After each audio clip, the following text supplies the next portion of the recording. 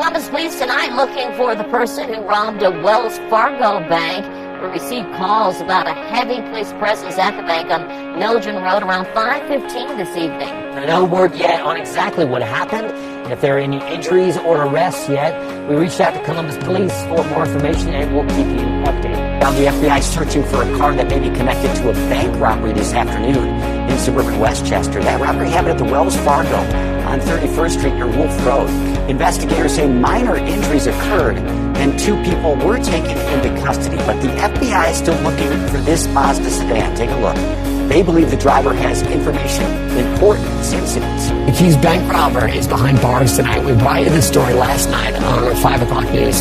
Lee County Sheriff's Office says yesterday the robber, Rex Perry Britton, according to them, walked into this Wells Fargo branch on Goldenwood Drive and demanded money by slipping a note to the teller. You can see the Sheriff's Office had the chopper up looking for him at the time. They say Britton then ran from the scene with an undisclosed amount of cash. Well, deputies say after they looked at surveillance footage, they were able to confirm Britton's identity. That's how we ended up with this mugshot. Deputies say they also got a description of his car and they arrested him around 10 o'clock last night. Rex Britton is now facing charges for robbery, possession of cocaine, and resisting an officer without violence. We do begin with breaking news. A bank robbery in downtown El Paso. Federal and local law enforcement agents are surrounding the Wells Fargo building and several other buildings in downtown El Paso. ABC 7's Manuel Esparza joins us live from the scene. And Manuel, what have you learned so far? Stephanie, good afternoon. I'm standing right outside of that Wells Fargo downtown. And other than it happened around 2 p.m. this afternoon, we know little information from police. However, I did get to speak to witnesses, and according to them, whoever is responsible for this robbery fled the bank and then barricaded in a different building around town. Now take a look at the video on your screens. You will see the El Paso police forming the perimeter along with SWAT and FBI teams. We have police scanning the area as they search for their subjects. ABC 7 is working to find out how many robbers were involved, if they were armed, and if any money was stolen. I spoke to a man that was taking his lunch break downtown as the scene unfolded. There happened to be quite a bit of police at one particular building as I was walking down the street, and as I got closer, the situation ended up getting a little bit more live. I saw police kind of coming out from everywhere, calling from everywhere. I mean, the minivan turned into a police car, so... El Paso County Sheriff's Office and as well as constables were present at the scene. Now, as you can see behind me, this is Stanton Street, and a minute ago, the access was being blocked. Now, traffic, you can see, is going through, and the presence of law enforcement is not as much. But, however, ABC 7 will keep you updated as we learn more. For now, reporting live from downtown El Paso, Manuel Esparza, ABC 7. All right, Manuel, thank you. And remember, you can have breaking news alerts sent directly to your phone by downloading the KVIA News app.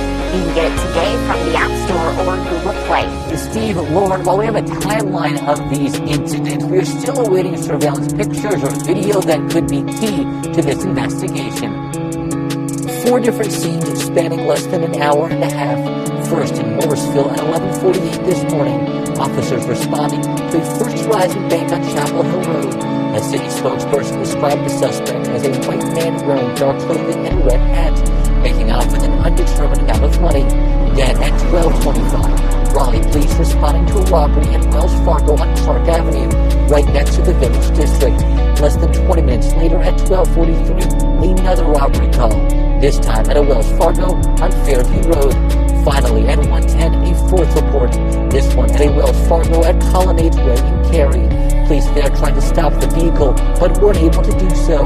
The investigation shifting back to Raleigh, where authorities found a burned, abandoned Ford Mustang on Centennial Parkway near NC State, telling ABC 11 they are searching for 2 suspects they believe took off running after ditching the car. The discovery drawing a heavy police presence, with K9 dogs working to track the suspect scent, and officers combing the area for evidence.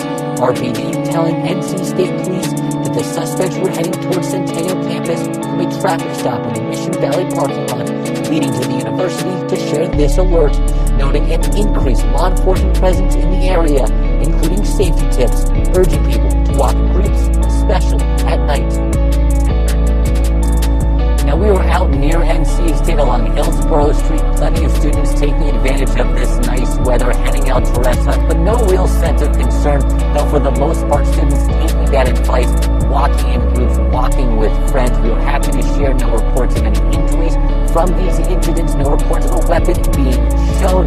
That burned-out Mustang towed away earlier this evening, likely to be a key piece of evidence as authorities try and track down those suspects. If you have any information on any of these cases, you are encouraged to call police at Morrisville, Cary, or Raleigh. I'm Michael Perchik, ABC 11 Eyewitness News. All right, Franklin, a robber on the run after committing a cash crime in Deerfield Beach. The thief targeting a Wells Fargo bank on South Military Trail in Century Plaza Wednesday. Authorities say he demanded money from the teller. Right now, it's unknown if the crook actually got away with any cash. No one was hurt.